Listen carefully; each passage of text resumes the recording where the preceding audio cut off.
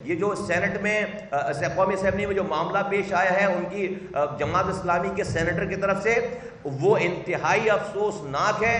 ہم اس کی جماعت اسلامی وہ پارٹی ہے ہر دور میں جرنیلوں کی اعلی کار رہی ہے، یہ ہر دور میں اسٹیبلشمنٹ کی اعلی کار رہی ہے۔ یہ ضیاء الحق کو امیر المومنین کہتے تھے، یہ ان کی جو ہے وہ کیبنٹ کا حصہ تھے۔ اس مشرف صاحب کے فائدے اٹھائے، ایم ایم اے میں سارے فائدے انہوں نے اٹھائے۔ آج وہ کہتے ہیں کہ ہم اس کی جو ہے وہ دعائے مغفرت نہیں کریں گے۔ اس سے زیادہ کوئی اور بددیانتی اور منافقت ہو نہیں سکتی۔ ہمیں تو یہ چہرہ پہلے سے پتہ ہے، کراچی کے لوگ اور پاکستان کے لوگ ان کے اس تضاد والے چہرے کو، منافقانہ چہرے کو اپنی آنکھوں سے دیکھیں۔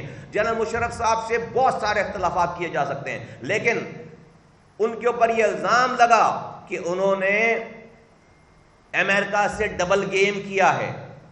2008 میں ان کی حکومت ختم ہوئی ہے، اس ڈبل گیم کی وجہ سے ان کی حکومت کو گرا دیا گیا۔ امریکہ انوالو تھا اس وقت کے تمام جو کرتا دھرتا تھے وہ سارے انوالو تھے، اور یہ موومنٹ چلی، لائرز موومنٹ اور ساری موومنٹ، اور ان کو فارغ کر دیا گیا۔ یہ جنرل مشرف جو ڈبل گیم کر رہے تھے امریکہ کے ساتھ، وہ اپنی گھر کے لیے کر رہے تھے، اپنے خاندان کے لیے کر رہے تھے، وہ اس پاکستان کے لیے کر رہے تھے۔ آج جو لوگ بڑے شادیانے بجاتے ہیں افغانستان فتح ہو گیا، اگر مشرف یہ ڈبل گیم نہیں کرتے تو یہ افغانستان فتح کر کے دکھاتے۔ اگر مشرف یہ ڈبل گیم نہیں کرتے تو پھر آپ بہت سارے نام آج زندہ نہیں ہوتے اس دنیا میں۔ بہت ساری چیزیں کہیں نہیں جا سکتی ٹی وی پہ، بتائی نہیں جا سکتی ٹی وی پہ۔ تو جو لوگ یہ کام کر رہے ہیں، جو لوگ یہ منافقت کر رہے ہیں، جماعت اسلامی کے لوگ، ان کو ہوش کرنا چاہیے۔ اگر وہ آئے مجھ سے، میں بیٹھ کر مناظرہ کریں، میں اس ملک کی سالمیت اور اس کی نیشنل سیکیورٹی کی وجہ سے بہت ساری چیزیں میں کیمرے کے آگے کہہ نہیں سکتا۔ آئے میرے سامنے بیٹھے، میں ان کو بتاتا ہوں کہ مشرف نے اسلام، اگر آپ بات کرتے ہو جہاد کی، اسلام کی، تو کیا کچھ نہیں کیا ہو۔ ہمیں چیلنج سے غرض نہیں ہے، لیکن ایک شخص مر گیا، آپ اس کی فاتحہ کرنے کے لیے آپ چیمپئن بن رہے ہو کہ آپ نہیں کرو گے؟ آپ پتہ نہیں کس کی فاتحہ خوانی کرواتے ہو، کس کے لیے دعائیں کرواتے ہو۔ یہ منافقت ہے، یہ کھلی منافقت ہے، اور ہمیں اس پر افسوس ہے۔ ہم اس پہ احتجاج کرتے ہیں، ہم ریکارڈ کراتے ہیں اپنا احتجاج۔ ہم اس کی شدید الفاظ میں اس کی مذمت کرتے ہیں۔ اس سے بڑی زیادہ بددیانتی کوئی اور ہو نہیں سکتی۔ سارا پاکستان پیپلز پارٹی کی صوبائی حکومت کو خدارہ سمجھائے کہ یہ ایک لاوا پکڑا ہے۔ 40-45 سالوں سے شہر میں آگ اور خون کی ہولی کھیلی گئی ہے۔ اس سے کم مسائل تھے اس وقت۔ پیلے اسکول آباد تھے، کوٹا سسٹم پہ نوکری تھوڑی مل جاتی تھی، شہر صاف ہو جاتا تھا، ٹرانسپورٹ کا نظام کچھ تھا، نوکری مل جاتی تھی۔ آج کچھ بھی نہیں ہے۔ آج اس 1984-78 سے زیادہ برے حالات ہیں، زیادہ تعصب ہے، زیادہ حق تلفی ہے۔ تو آج اگر یہ ایم کیوم نہ ہو اور لوگوں کو آزاد چھوڑیں تو ہر گلی میں ایک گروپ بنے گا، اور وہ پھر قانون اپنے ہاتھ میں لے گا، وہ ہماری بھی بات نہیں سنے گا۔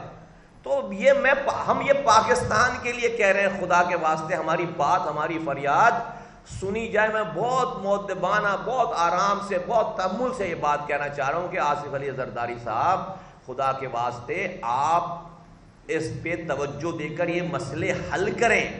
آپ نے جو ایگری کر رکھا ہے، آپ کے وزراء آپ کو صحیح بات نہیں بتاتے۔ وہ آپ کو جو شہر فتح کرنے کی آپ کو داستانیں سنا رہے، شہر فتح نہیں ہوگا، یہ شہر اس طرح فتح نہیں ہوگا۔ 8 پنگ بسیں چلا کر آپ اس شہر کے دلوں کو نہیں جیت سکتے۔ 8 عدد 15 سالوں میں 8 عدد پنک بسیں چلائیں آپ، یہ شہر کو نہیں جیت سکتے۔ اس سے ایک قطرہ پینے کا پانی 15 سالوں میں اضافی نہیں آیا ہے۔ جو پانی آتا تھا وہ بھی چوری ہو کر ہمیں بیچا جاتا ہے۔ تو خدا کے 2.5 لاکھ نوکریوں میں ایک نوکری نہیں ہے۔ ایک ٹریفک پولیس والا، ایک پیون، ایک گریڈ کا پیون آفس بوائے بھی اس شہر کراچی اور حیدرآباد سے نہیں لگا۔ حیدرآباد کے لوگ اب ڈس انفرنچائز ہو گئے۔ آپ نے سارے دیہی علاقوں کو جوڑ کر حیدرآباد کی جورسڈکشن میں شامل کر دیا۔ حیدرآباد کا کبھی میئر حیدرآباد سے آ ہی نہیں سکتا۔ لیکن اب ہم نے یہ فیصلہ کر لیا ہے کہ اب یہ جو ہماری نسل کشی ہو رہی ہے، نسل کشی، یہ ہماری نسل کشی ہو رہی ہے۔ کتنے والدین کے پاس پیسے ہیں کہ وہ اپنے بچوں کو صرف باہر بھیجیں، یہاں اس کے پاس تعلیم ہی نہیں ہے؟ کتنے والدین کے پاس پیسے ہیں کہ وہ اپنے بچوں کو کاروبار کھول کر دیں کیونکہ یہاں پر نوکری نہیں ہے؟ تو یہ تو نسل در نسل تباہ برباد ہو رہی ہے. تو اس لیے ہم نے یہ فیصلہ کیا ہے کہ اب ہم ایک ایک کر کے مرنے کے بجائے ہم اپنے لیے جدوجہد کر کے مرنا چاہتے ہیں. بھلے آپ کی پولیس کی گولی سے مار دیے جائیں, لیکن ہم اب سڑکوں پر آ کر اپنے حقوق مانگ کر مرنا چاہتے ہیں. ایسے گھر میں بیٹھ کر گٹر ملا پانی پی کر مرنے سے اور اپنے آپ کو کاؤنٹ نہ کروا کر مرنے سے, اس ظلم کو اسی طرح چھوڑ کر مرنے سے ہم گناہگار نہیں مرنا چاہتے. ہم اس ظلم کے اوپر خاموش رہ کر گناہگار نہیں مرنا چاہتے. اس لیے فیصلہ کر لیا ہے کہ ہم نے کہ 12 تاریخ کو وہ پہلے فوارہ چوک پہ بہت بڑا جلسہ کرے گی, احتجاج کرے گی, اور اس کے بعد ہم وہیں پر بیٹھ جائیں گے. اگر اس وقت تک ہماری بات نہیں مانی گئی ہم وہیں پر بیٹھ جائیں گے لامحدود دنوں کے لیے. لامحدود دنوں کے لیے ہم اپنے گھروں میں نہیں جانا چاہتے. ہم اس کنڈیشن میں اپنے گھروں میں اپنے علاقوں میں نہیں جانا چاہتے. کراچی کا نوجوان ہم سے مطالبہ کر رہا ہے, کراچی کے لوگ ہم سے مطالبہ کر رہے ہیں کہ آپ لوگ کچھ کریں, خدا را پریکٹیکلی کچھ کریں.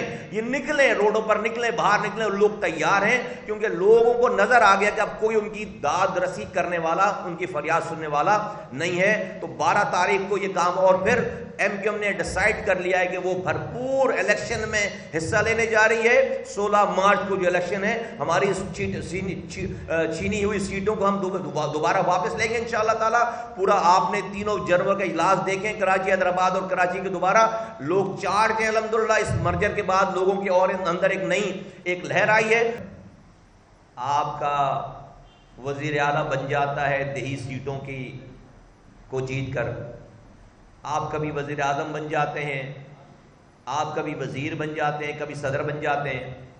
آج آپ وفاقی وزیر خارجہ بنے ہوئے ہیں, 12 وزارتیں ہیں. یہ جو میں آپ کے سامنے روداد رکھ رہا ہوں, یہ جو جیری مینڈرنگ ہوئی ہے ہمارے ساتھ, آپ کیا کر رہے ہیں؟ آپ پہلے مجھے گنتے ٹھیک نہیں ہیں سندھ کے شہری علاقوں کو, پہلے مجھے آپ کاؤنٹ صحیح نہیں کرتے. آپ میری 3 کروڑ کی آبادی کو 1 کروڑ 60 لاکھ بتاتے ہیں. اس پہ بھی اگر دل نہیں بھرتا تو پھر جب آپ میری حلقہ بندیاں کرتے ہیں, جہاں میرا ووٹر ہے وہاں پر آپ 90,000 روپے کی QC بناتے ہیں, جہاں پر میرا مخالف ووٹر ہے وہاں پر آپ 15,000 روپے QC بناتے ہیں. اس پہ بھی دل نہیں بھرتا آپ کا, تو پھر آپ اپنے پریزائڈنگ آفیسر, اپنے پولیس کو لگا کر وہاں پر ایسی دھاندلی کراتے ہیں کہ 3 دنوں تک جو ہے وہ رزلٹ ہی نہیں آتا وہاں سے. آپ ہمیں 50 سالوں سے ہم پر کوٹا سسٹم ہے, آپ کے بڑوں نے کوٹا سسٹم لاگو کیا. آج کی یہ پیپلز پارٹی جو اس کوٹے پہ بھی کوٹا نہیں دے رہی. 2.5 لاکھ نوکریاں دی گئی ہیں, 40% کوٹا شہری علاقوں کا ہے, تو 40% نوکریاں 2.5 لاکھ نوکری میں ملنی چاہیے تھی نا. ایک نوکری کراچی حیدرآباد والوں کو نہیں ہے. آج اس کوٹے پہ بھی جعلی ڈومیسائل یہاں کا بنا کر آپ وہ کوٹا بھی ہمیں نہیں دے رہے. ایک قطرہ پینے کا پانی نہیں دیتے آپ. جو پانی میری لائنوں میں آتا تھا اس پر آپ ہائیڈرنٹ بنا کر میرا ہی پانی چوری کر کے مجھے بیچتے ہیں. میرا کچرا آپ اٹھانے نہیں دیتے ہمیں جو ہے وہ رات میں بجلی نہیں دیتے, صبح گیس نہیں دیتے, ہمیں ایڈمیشن نہیں دیتے, ہمیں ہمارے پیلے اسکول, کالے اسکول آپ نہ بنا رہے ہیں نہ اس کو بسا رہے ہیں. کوئی یونیورسٹی نہیں دیتے. حیدرآباد کی یونیورسٹی, آپ کا وزیر کھڑے ہو کر کہتا ہے کہ میں حیدرآباد میں یونیورسٹی نہیں بننے دوں گا. میرا یہ سوال ہے ریاست سے, 75 سال ہو گئے اس پاکستان کو بنے ہوئے. ہم اس پاکستان بنانے والوں کی اولادیں ہیں. ہمارا خون پسینہ 10 لاکھ جانوں کا نذرانہ دے کر پاکستان بنایا, پھر پاکستان چلایا. آج یہ ڈیسائیڈ تو کر لیں ہمارے لیے کہ ہم اس پاکستان میں کس درجے کے شہری ہیں, کس درجے کے شہری ہیں. کیا یہ سندھ کے کراچی, حیدرآباد, میرپور خاص, سکھر, نواب شاہ والوں کے پاس اسرائیل کا پاسپورٹ ہے؟ کیا ہمارے پاس انڈیا کا پاسپورٹ ہے؟ کیا آج نہ یہ جو اختیارات جو میں آپ سے مانگ رہا ہوں, اپنی گنتی پوری مانگ رہا ہوں, اپنی حلقہ بندیاں صحیح مانگ رہا ہوں, اس سے کیا مجھے پاکستان کے نیوکلیئر ایسٹ کا کوئی اختیار مل جائے گا؟ مجھے کیا پاکستان کی فوج کا کنٹرول مل جائے گا؟ مجھے کوئی پاکستان کی خارجہ پالیسی کا کنٹرول مل جائے گا؟ پاکستان کے خزانوں کا کنٹرول مل جائے گا؟ مجھے تو اس تمام اختیارات, وسائل جو میں آج بات کر رہا ہوں, اس سے میری گلی کی پانی کی لائنوں کا اختیار ملے گا. مجھے میری گلی کی گٹر لائنوں کا اختیار ملے گا. مجھے میری گلی میں کچرا اٹھانے کا اختیار ملے گا. آپ 75 سالوں میں مجھے میرے پانی کا اختیار دینے کے لیے تیار نہیں ہو, اس کے لیے سب کچھ کر رہے ہو. آپ مجھے 75 سالوں کے بعد مجھے میری گلی سے کچرا اٹھانے کا اختیار دینے کے لیے تیار نہیں, اس کے لیے سب کچھ کر رہے ہو. اور ہم آج بھی اس پاکستان کو بچانے اور چلانے کی جو ہے وہ قیمت ادا کر رہے ہیں. یہ کب تک چلے گا آخر؟ کب تک ہم لوگوں کو دلاسے دیں گے؟